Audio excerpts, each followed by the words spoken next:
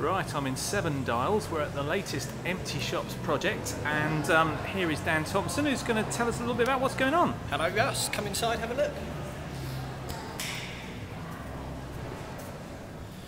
So we're here using the shop for 5 days initially as a studio and workspace. We're working with 30 people, all employed in big London cultural organisations like the Royal Opera House, the V&A, the National Portrait Gallery, and we've got the shop courtesy of Shaftesbury, the local landlord who given us the shop. Come meet some people we've got working. We're using it as a studio to explore the area. We're going to produce films, podcasts, photographs, a whole load of stuff. And here are three. We've got another half a dozen out exploring the streets at the moment. If you'd like to introduce yourselves very quickly and say who you are, where you're from.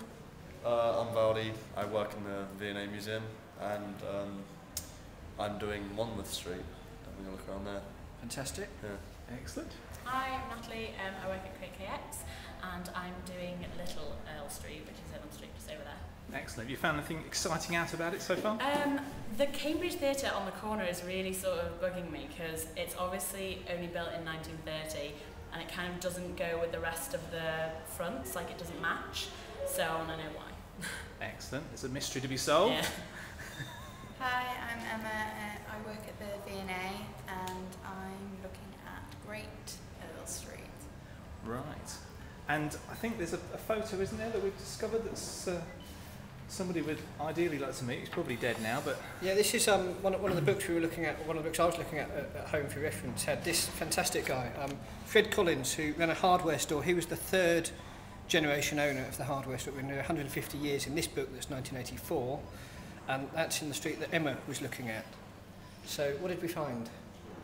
We found that he was one of 7 generations of Fred W. Collins. Every first son was called Fred to continue the legacy of the shop. It's no longer there, it's a vintage shop now, but he was quite a quirky character, so I like to think that by all accounts, because he drank whiskey and kept a bottle behind his counter for customers to come in, so I like to think that the vintage shop has carried on that quirkiness slightly.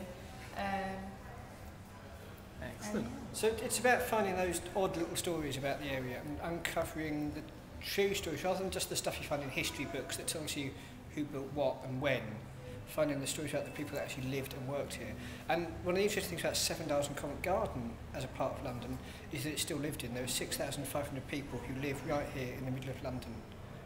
Watch this space.